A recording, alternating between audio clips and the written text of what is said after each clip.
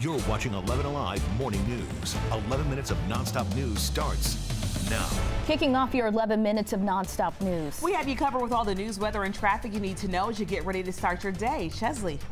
Yeah, if you're going to be out and about, you're definitely going to need your umbrella. It's dry this morning, but rain will start to intensify a little bit later on this afternoon and evening. We'll time it out for you hour by hour coming up.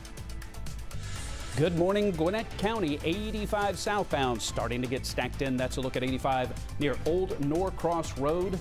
Details on all your morning rush traffic coming up. Right now, officials are still sorting through what was a chaotic situation over the weekend at Six Flags. Yeah, we now know a 15-year-old was shot near the park property and now is facing charges. Our Liza Lucas joins us live from Cobb County with the latest. Liza. Good morning, Aisha and Ariana. Yes, we now know that 15-year-old boy will face multiple charges. Police say that will include aggravated assault on a police officer. At last check, he is still in the hospital. Now, there are other questions that still remain, but we can break down what we do know for you this morning. Cobb County Police were assisting with crowd control near the park's entrance around 6:15 on Saturday, dealing with a crowd of hundreds of people, they say, running through the park and fighting. Now, as police cleared groups out of the park, they say multiple people started shooting nearby. That's when the GBI says an officer returned fire, hitting that 15-year-old. Police found a gun near the teen who was transported to Grady. No officers, we're told, were injured. Now, it's not clear what sparked the fighting in the first place. That investigation obviously still continues. Meanwhile, Mapleton's mayor is calling for a series of safety meetings to be held in response to Saturday's events. We'll keep you updated as dates on those meetings are released. Sending it back to you. Liza, thank you. This man, 57-year-old Dwayne Sutter, is in the Gwinnett County Jail this morning facing several charges, including aggravated assault and cruelty to children. Police say he chased an 18-year-old driver and his 15-year-old sister on Peachtree Industrial Boulevard near R.H. Smith Boulevard, at one point blocking the teen in with his car and then punched him through the window, knocking him out. Once they got home, they called police, who were able to track Sutter down using flock cameras. Police say this all started with hand gestures. The Atlanta City Council has passed a measure that aims to make streets brighter and safer. $3.9 million will go into new funding to install more street lights around the city and upgrading current lights. It's tied to a partnership between the city and Georgia Power, which would add millions toward the Light Up the Night initiative.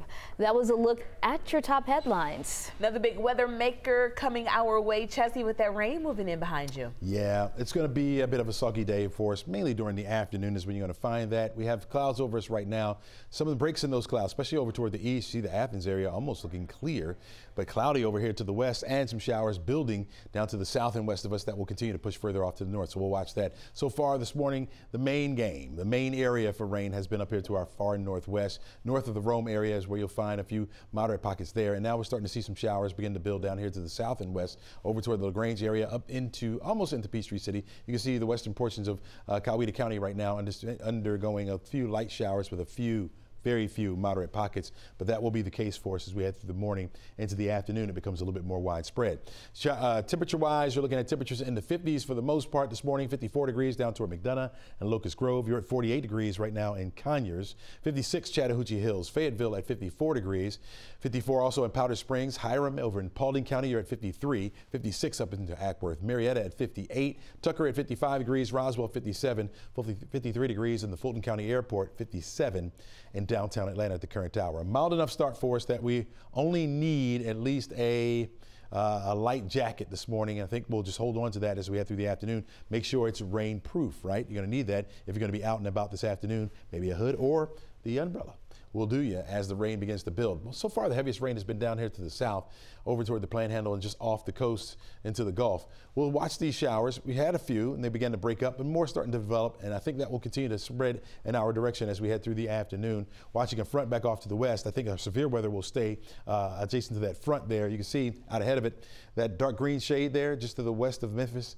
You're looking at a level 1 threat, or a marginal risk for severe weather. For us, it's just a general threat for showers, perhaps a rumble of thunder or two, and I think that won't happen until we get toward late evening going into into the overnight. 80% chance for that rain this morning. We'll have today, we got a 40% chance in the morning on Wednesday. I think it will linger into early afternoon before it begins to break up. We'll catch a break on Thursday, and then Friday, Saturday, that rain returns to the forecast area.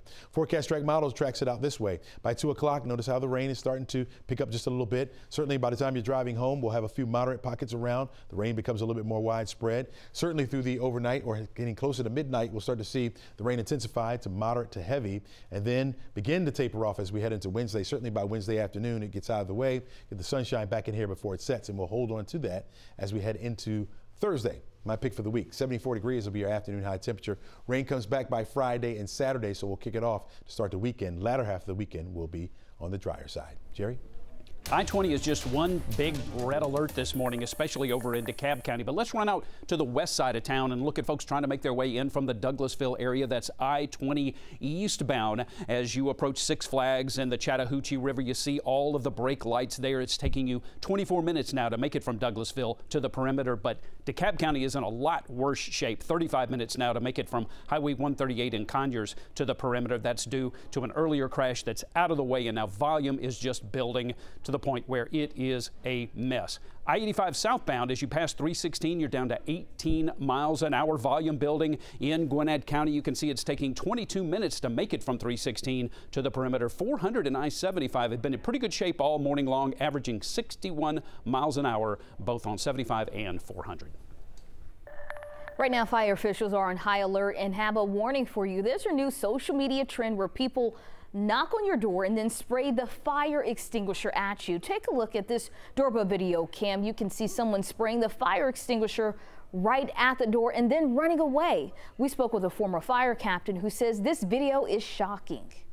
The idea of expelling this in someone's face is bad in and within itself. Now, the contents inside of a fire extinguisher are pressurized, so when you squeeze the handle, it's going to come out forcefully. It's going to push you back.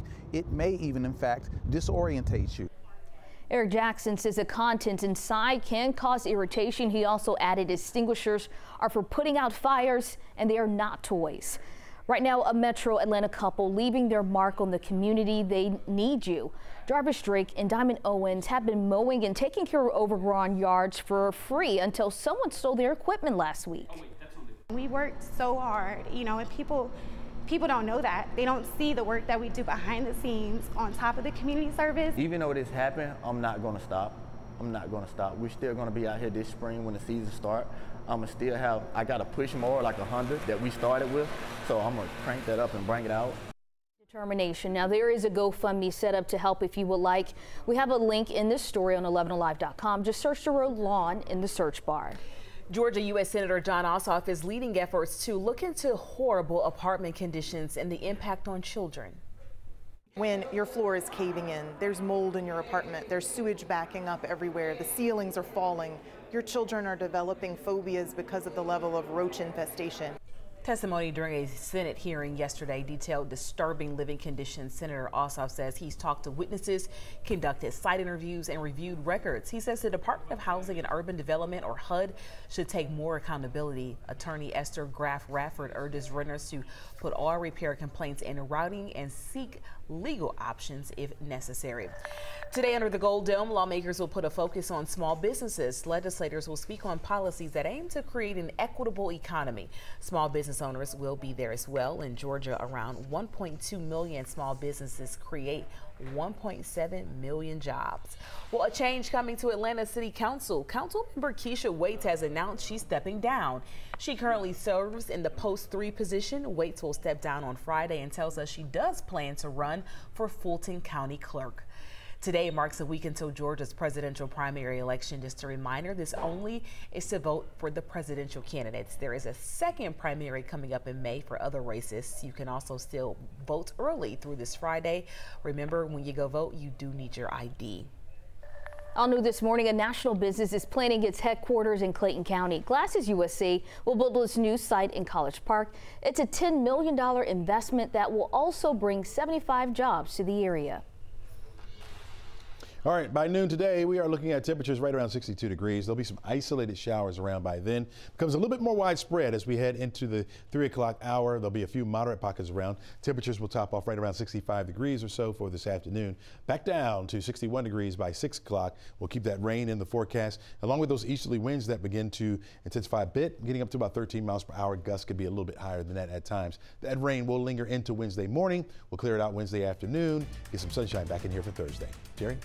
Just one more incident on Interstate 20. Chopper over a crash I-20 eastbound at Lee Road in Douglas County. You see several vehicles involved in this crash, blocking a far left lane. Boy, the struggles continue. It's a mess on I-20 in DeKalb County as well. All right, Braves fans, when you go to Truist Park, it is fun to watch the Freeze race. Now it is your chance to beat the Freeze. This season, the team has a job opening for the mascot sprinter. If you're not familiar, the Freeze races fans around the outfield track during a break in the game, usually giving them a pretty good head start, but then the fast man comes out of nowhere, and then that guy fell down. That has been run a million times everywhere. That poor guy will never live that down. No, at least he could have been sliding to home base or something. Maybe. Yeah, he slid all right. The Today Show is after this.